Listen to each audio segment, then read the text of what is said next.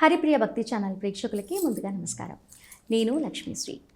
ఈరోజు దైవ సందేహాలు తెలుసుకోవటం కోసం ఈరోజు మనతో పాటు ఉన్నవారు శివరుద్ర సాధువు గారు. వారితో మాట్లాడి మరికొన్ని విషయాలు తెలుసుకుందాం.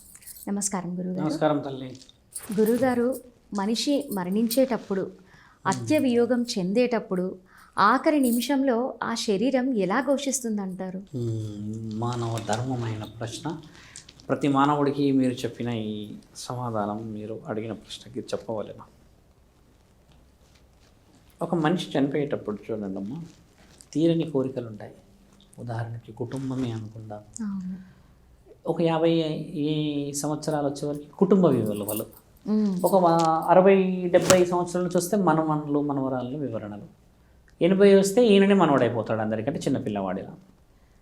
కాకపోతే కన్ను ఒకటే జీవితాన్ని చూపిస్తుంటాయి, కన్ను ముందు నా పిల్లలు అన్న విషయం. అయితే ఒక మనిషి యొక్క గోస 80-90 సంవత్సరాలకి ఉండదు తల్లి, బాగా గుర్తుపెట్టుకో. శరీరంలో అన్ని అణువులు 0 స్థాయికి వచ్చిన తర్వాత కళ్ళు ఒకటి, జ్ఞాపకం ఒకటి తప్పితే ఆయనకి బాధించే తరుణాలు చాలా తక్కువ శాతంగా ఉంటాయి. అత్యంత బాధించే తరుణాలు ఎప్పుడైతే క్షణిక నిర్ణయాలు, అనారోగ్య స్థితులు, ఏదైనా శాపాన్ని అనుభవించడము, లేకపోతే ఇంకేదో వివరణ అనుభవించినప్పుడు వచ్చే బాధ అత్యంత బాధాకరమైనది.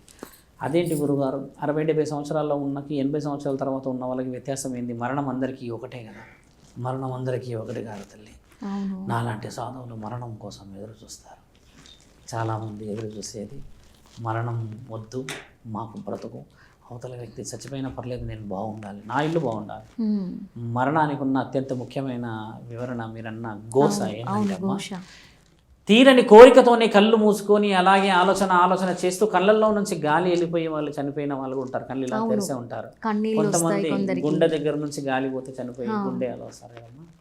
ఒక మనిషి ఏం చూస్తాడంటే ఆ రోజు 30 సెకండ్లు సాక్షాత్తు మనిషి దైవలోకాన్ని చూసేస్తాడు. చేసిన తప్పులు, కుటుంబం, వివరణ, ఆయన మొత్తం అప్పుడు ట్రాన్స్పరెన్స్ అయిపోతాడు. ఇక ఆయన దగ్గర దాసేటిది ఏమి ఉండదు, ఇంకా తీసుకుపోవడే. ఎందుకంటే ఇప్పుడు ఆయన జీరో.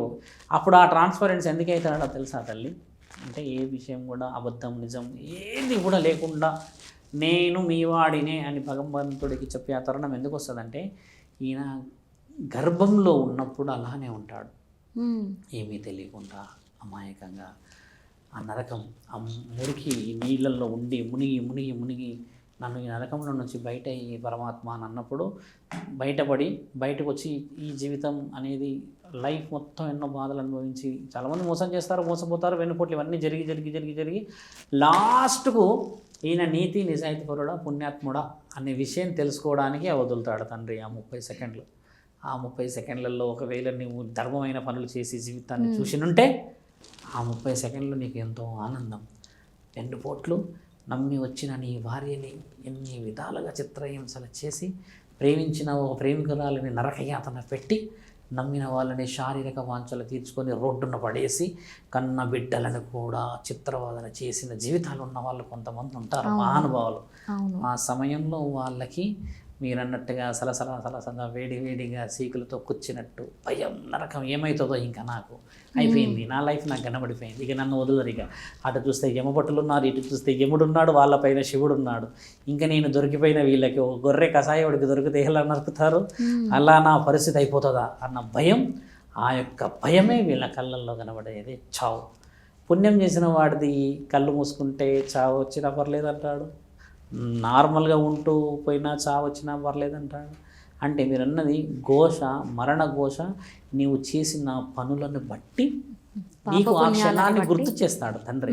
పాప పుణ్యాలన్నీ రాసుకున్న వాడివి నీవే కాబట్టి దాన్ని నిర్ణయించడానికి నాకు అవకాశం ఇస్తావా, ఇయ్యవా, అసలు నీవు నీ అంతలా నీవు తెలుసుకో అని చెప్పి ఆ అవకాశమే ఇది. నువ్వు చేసిన తప్పులని నీకు తెలియజేపిస్తాడు. అప్పుడు తెలియజేపించే సమయంలో నీ శరీరంలో రక్తం, మాంసం కూడా ఇంత కదలదు. కేవలం నీ యొక్క ఈ మెదడు పరమాత్ముడిని చూసే జ్ఞానం మాత్రమే ఓపెన్ అయి ఉంటాయి. తర్వాత వెళ్ళిపోయిన ఆ క్షణం భార్య, పిల్లలు, సంసారం ఇవన్నీ గుర్తుకు చేసి మరీ నిన్ను విచిత్రంగా గుర్తు చేసి అడుగుతాడు. అప్పుడు తప్పించుకోలేక, వివరణ ఇయ్యలేక ఎక్కడి ఈ బాధలు ఇవన్నీ ఎందుకు, ఈ జీవితం అసలు ఎందుకు ఇచ్చామంటే అప్పుడు వంశాభివృద్ధి గురించి మొదలు పెడతాడు ఇక తండ్రి. శ్మశానంలో కూర్చునేది కూడా దానికే కదమ్మా.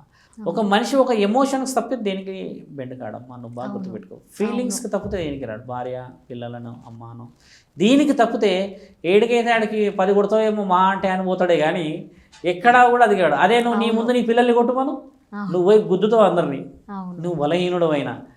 అందుకే మన దగ్గర రక్తానికి విలువ ఉంది కాబట్టి పరమాత్ముడు నువ్వు చేసినవి నీవే పశ్చాత్తాపపడు అని గుర్తు చేసే తరుణమే అది. ఆ తరుణాన్ని తెలుసుకున్న తర్వాత నీకు అవకాశం ఉండదు ఇంకా. ఎందుకంటే నీకు అవకాశాలు నీవు పుట్టినప్పటి నుంచి ఇచ్చిన బిడ్డ నేను, నీ తల్లి రూపానా, నీ భార్య రూపానా, నీ అన్న రూపానా, నీ తమ్ముడు రూపానా, నీ గురువుల రూపానా, ఆఖరికి నీవు వెళ్తున్న దారిలో కూడా నీ దారి మరలింపు రూపాన ఇస్తే నన్ను కనిపెట్టలేవు కదా. ఇప్పుడు అన్నీ కనిపెట్టి నువ్వు ఏం చేస్తావు చెప్పు. నీవు శరీరంలో ఒక అనువు పని చేయట్లేదు, దారి డైరెక్ట్గా నా దగ్గరికి వచ్చావు కదా అన్న ఆ తరుణమే యమబడ్డలు వేసే రక్షణది. 2 వివరణలు మనం స్పష్టంగా మాట్లాడాలి. పాపపు పుణ్యం చేసిన వాడి శరీరం ఎలా ఉంటుందంటే అమ్మ బాగా ఉప్పిపోతుంది చనిపోయినప్పుడు.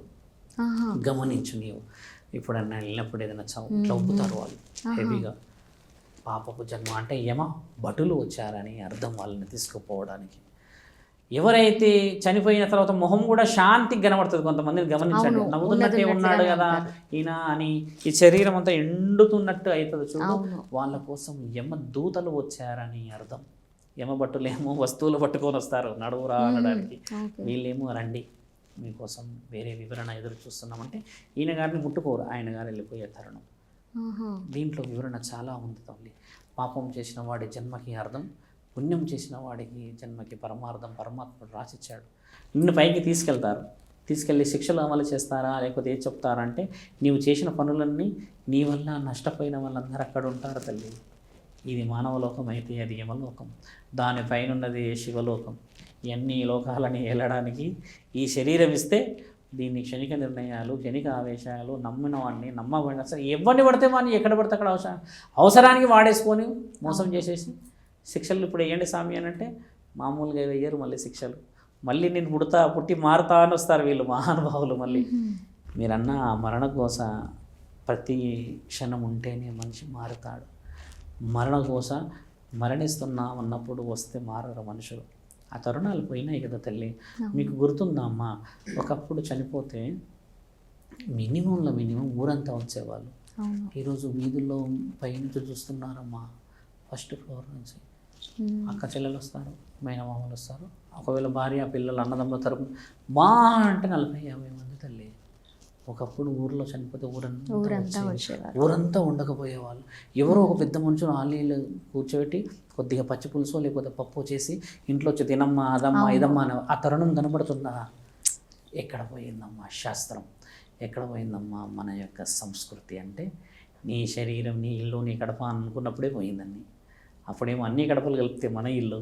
ఇప్పుడు ఏంటంటే అవతల కడప మనకి చాలా శత్రుత్వం అనేది ఇచ్చేసింది. కన్న పిల్లలైనా సరే, ఇప్పుడు కన్న తల్లిదండ్రుల్ని ఎంతమంది అనాథాశ్రమంలో వదిలిపెట్టి అమెరికా వెళ్ళిపోతలేరు. They are sending NRI fund 20,000 అంట నెలకు పంపుతున్నారు. 20,000 సుఖమా తల్లి? ఇంకో మాట మీరు అడిగారు కాబట్టి ఆ మరణ ఘోష ఏందో చెప్తున్నాను కదా. కన్న తల్లి తండ్రులు మనల్ని నమ్మినవాడు బ్రతుకున్నప్పుడు పచ్చడి మెతుకులు పెట్టని వాడు చనిపోయిన తర్వాత 10-20 ఆటలు కోసి కోడిలు కోసి ఊరంతా పందిరి చేస్తే ఆత్మ కూడా తినదు, సిగ్గుతో గడప అవతలే కూర్చుంటుంది. బ్రతుకున్నప్పుడు నీ వస్తావని ఇంత పెడతావని చూశాను రా, నా కోసం ఎదురు చూశారా మీరు. మిమ్మల్ని కన్నా నా రక్తపు మాంసము ముద్దలో చీల్చుకొని కంటే నన్ను వదిలిపెట్టావా నీ భార్య కోసం, నన్ను వదిలిపెట్టావా నీ ఉద్యోగం కోసం అని వాళ్ళు ఏడ్చిన ఆ ఏడుపు పరమాత్ముని కూడా స్వీకరించడానికి ఇయ్యదని పరమాత్ముడు ఏం చేశారు, ఎక్కడ నా బిడ్డలు దారి తప్పుతారో అని మహానీయుడు మహాముక్కంటి శ్మశానంలో ఇలా కూర్చున్నాడు. బిడ్డ నేనే నీ తండ్రిని, రా నా దగ్గరికి రా అని. అలాంటి వివరణ ఉన్న ఈ శాస్త్ర గ్రంథాల్లో ఎక్కడో అమెరికాకి వెళ్ళి 20,000 పంపితే ఆ తల్లి కడుపు నిండుతాదా అమ్మ? పక్కనే ఉండి అమ్మ తిన్నవా ఉన్నవా? కొట్లాడడానికి ఉండు తల్లి దగ్గర, తండ్రి దగ్గర ఉండు, భార్య దగ్గర ఉండు, అక్క దగ్గర పరామర్శించిరా, పోయిరా, మాట్లాడిరా. ఇది కదా స్వర్గం. ఎప్పుడో నీవు చనిపోయేటప్పుడు 3 సెకండ్లు చూపించి ఆ మరణఘోష ఎవరికి కావాలమ్మా? మరణఘోష ప్రతిరోజు చూపిస్తున్నావు కానీ ఇక్కడ ఉండి స్వీకరిస్తారా? నీవు స్వీకరిస్తావా? మర్యాద లేని భోజనం మర్యాదే లేని భోజనం ఎవరు స్వీకరించారు తల్లి. అందుకనే పిలవని పేరంటానికి పోకూడదు, విలువరాదు అని అంటారు కదా. అలాగే బ్రతుకున్నప్పుడు నీవు చూడని ఆ యొక్క ప్రేమ ఆప్యాయతలు నా 10 రోజులకి నా నెల రోజులకి చేసే ఆ కర్మలు యమభటులు వచ్చేసి మంచిగా మనల్ని ఆశీర్వదిస్తాయి. నోటితో చూస్తామరా మిమ్మల్ని ఒక్కొక్కరిని ఎగరవేసి ఎరవేసుకుపోతామనేది ఈ చౌలు ఎలా చనిపోతున్నారో చూసావా అమ్మ. సంబడి ఈజ్ ఫెయిల్, కిడ్నీస్, ఒకటి హార్ట్, ఇంకొకటి లైఫ్, యాక్సిడెంట్ చూసావమ్మా ఎలా అవుతాయో. మనిషి అవుట్ అమ్మ బాడీలో ఉన్న పార్ట్స్ బయటపడిపోతాయి. ఎంతటి క్రూరమైన చావులు చూపిస్తున్నాడు పరమాత్ముడు మారండి అని. ఇంకా నువ్వేం మారుతావమ్మా? లక్షలు అవసరం లేదు, ఏ తల్లిదండ్రులు ఆశించడమ్మా. ఓపెన్గా చెప్తున్నాం కదా, వయసులో ఉన్న ఆడపిల్లలు కూడా ఆశించరు. ఉన్నావా తిన్నావా అన్న మాటకే విలువ తల్లి. తిండి తినలేమంటావా? భవతి భిక్షాందేహి అంటే నీ ఇంటికి వస్తే పెట్టవా? తిండి దొరుకుతుంది, ఇక దొరకందల్లా మాట మర్యాద మంచితనం. బాగున్నావంటే నీదేం పోయిందమ్మా సొమ్ము. అమ్మో వాడిని బాగున్నావంటే వాడు న్యాయంపడే వస్తాడేమో అని ఈయన ఆ ఊర్లో ఉంటాడు. పోయి తప్పు పోయి అల్లుకొని మాట్లాడేస్తే ఏమైందమ్మా? ఏడుస్తారు. మేము ఈ మధ్య ఒక వ్యక్తిని కలిసాము, మాట్లాడాడు, కోపంగా చూస్తూ ఉన్నాడు. బాగున్నావా అని దగ్గరికి వెళ్ళాము, తల కింద పెట్టాడు. నువ్వు నన్ను బాగున్నావు అని అనుకున్నా, నేను బాగుంటాను నడుముల నుంచి చేతిస్తే 2 కళ్ళు నేను ఇక్కడ పెట్టాడు. అంటే అది కదిలించే తరుణాన్ని పెట్టుకొని కదిలించలేకపోతున్నామంటే ఎందుకమ్మా ఈ బ్రతుకులు మనకి? మీరన్న మరణఘోష ప్రతిరోజు చూయిస్తున్నది. మీరు అన్నట్టుగా 30 సెకండ్లు చనిపోతున్నప్పుడు చూయిస్తలేదు, ప్రతి క్షణం అనుభవిస్తుంది. దాన్ని తెలుసుకోవడమే మానవతత్వం.